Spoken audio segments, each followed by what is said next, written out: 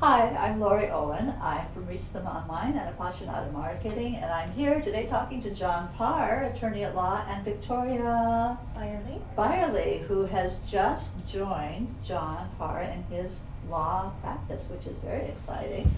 And we're talking today about issues of aging, and John has a particular term that he uses, and I can never remember what it is. And I love listening to John Parr because he doesn't have a whole lot of filter between his thoughts and what he says, and I think he's hilarious, but he's also one of the most wise people I've ever met, especially about the issues of aging. So go for it. Oh my gosh. So what we want to try to talk about in this session is lifetime management of health issues, okay? And in our law firm, we try to support healthy aging and lifetime independence. So we draft documents, but really which are helpful, absolutely. But what we're really trying to do is encourage people to build safety nets underneath them, so in the event they truly do need assistance, they'll be able to do that, okay? And as I worked myself through this over time, and this has to do with my estate planning practices, there's some predictable dilemmas of aging which fit into the documents that I prepare. So, for example, it's very important for a person to have a health care power of attorney. If you ever had to care for your folks because they were unwilling or unable to take care of them, you would need a health care power of attorney to assist them. And one of the things that happens is that you get a piece of paper, but you absolutely have to talk to the people that are going to be your safety net. And you have to tell them what it is you may want in any particular aspects of your health, where the money is, where the bills are, and all of that stuff. And one of the predictable dilemmas of aging is the fear, number one, of running out of money. And it's such a difficult question to answer because we just don't know how long we're going to live. We don't know if we're going to be faced with long-term care. And long-term care is paid with our own money, is paid with long-term care insurance, or if all else fails, is paid with Medicaid. And Medicaid is becoming the #1 long-term care solution for a nation, which we never intended for it to occur. And I read the other day that 60% of the women over 60 who are widowed or divorced are living on Social Security alone. Wow. And that's just really a struggle. Right. Almost impossible. Can I put something in here? Jump right in. There are things that can happen that are like wild cards, and a situation that I heard of just last week. My a friend's aunt wanted to have someone have durable power of medical attorney. So she talked to my friend and said, I do not want to be resuscitated. The friend said, I can't do that. I cannot in all conscience follow your directive. So she chose someone else in the family who happens to be on the East Coast. So now she's in the hospital. The one person that she chose who had power of attorney is on the East Coast.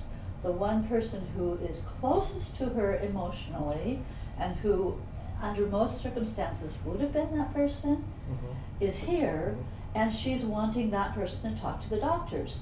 They can't do it. Yeah. And it's breaking breaking my friend apart. Yeah. And things like that happen. And there's an interesting solution to that. Now, when you do a power of attorney, you are saying to someone, Victoria, you're my agent. So if something happens, you step into my shoes and you do what I would have done in the same situation. That's not a lot of guidance, but that's what a power of attorney does. And so, but you're given legal authority. Now you can simply do a HIPAA waiver and give someone the authority to talk to a doctor to talk to the hospital and to keep a pulse on the health care issue for a person without granting them the authority to Okay.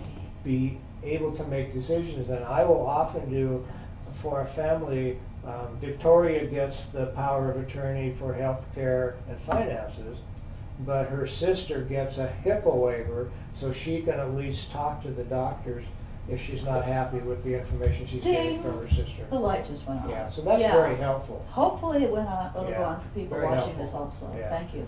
And so that's part of it. The fear of health is just one. The fear is, am I going to have health? What's it going to be like if I lose my health?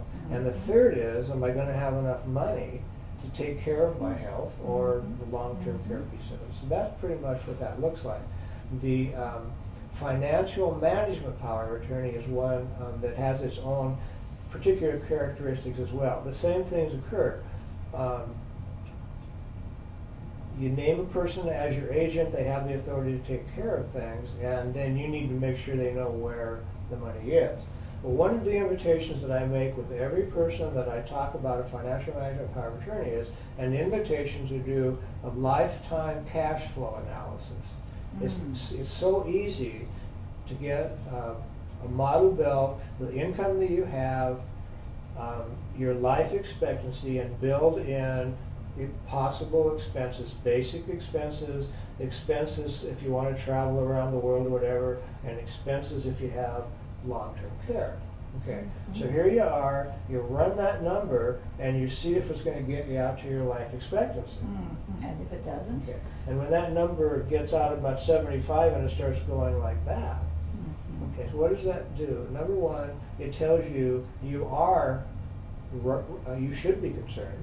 And so what are you going to do? You're going to spend less or whatever else. But if it runs that number out and it looks like you're going to have money when you're gone, what I often see people do is they think, okay, I've educated my children, they're doing well, I'm going to have enough money when I'm gone. You know what? I'm beginning to think about the possibility of charitable intent.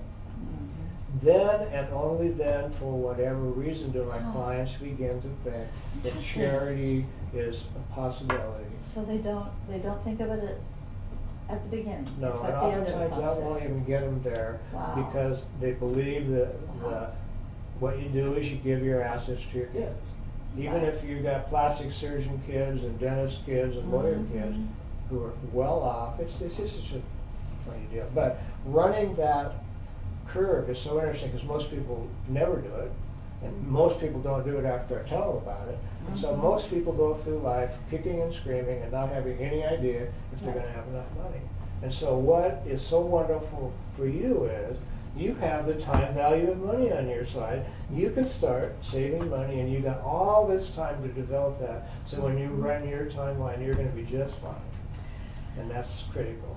So that's what that looks like. There's another piece that goes with these documents and being left alone when you lose your spouse. And it's especially profound for men, and it's loneliness.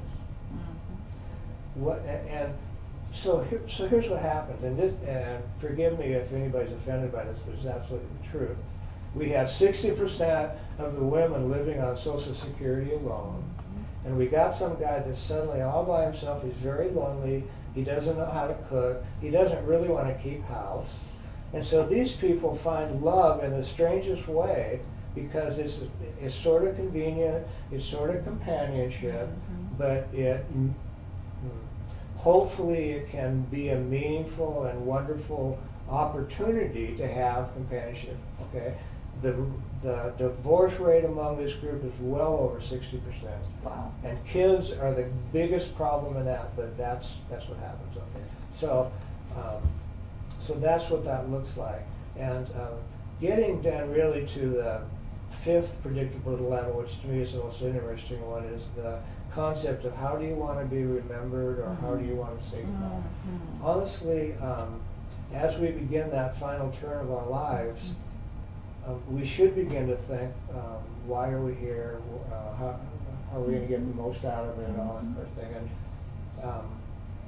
you have to be able to divorce yourself from the continual accumulation of wealth, for one thing, and you have to actually begin to accept that there is a religious or non-religious based spirituality in all of us, and if all it means is you want to begin to replay your stories that didn't turn out right in your life and begin to find a way to forgive yourself or make that incident in your life okay, or making sure that all your I love yous are up to date with your family or whatever else, you have that opportunity. And if you can accept the fact that you're going to die, and you can accept the fact that there is a certain spirituality in your life, then you can begin to live in the moment. And some people will say you have to get old to be young. Yes. Having taken care of my parents in that last period of their lives, I really got a chance to see that process, up close and personal. Well, they were both ministers, so they had been, they had that spiritual dimension anyway. But my mom in particular had some old hurts with her family, and probably one of the most profound things that has happened in my life was that I got to be there with her, and oh boy, here come the tears, you see. Got to be there with her and help her through the time when she was forgiving her mother. And the change that happened in her once, and this was 2 months before she died, all of a sudden, it all fell away. And I swear that she had, I don't see auras very often, but she was glowing. From that moment in her life until she finally died, she was glowing. And it was, I'm just so profoundly grateful that I got to be there, to be part of that. I want to take just a minute to tell a story about my mom. My mom was going to live as long as somebody would come into the house and she could talk to them and they could all tell her how much they loved her. So she wasn't going to let go at all, because that's who she was. She was a little bit like me. I was going to say that. I have a perfect combination of my father and my mother. But my brother couldn't take my mother's Irish love, and he couldn't live in the community. And he was a troubled kid. He almost didn't get out of high school. Before he was done, he had his doctorate in education, and obviously he excelled. But there was a time period when this whole thing wasn't working. When my mom was dying, my brother came up and lived with her, and he was at her bedside.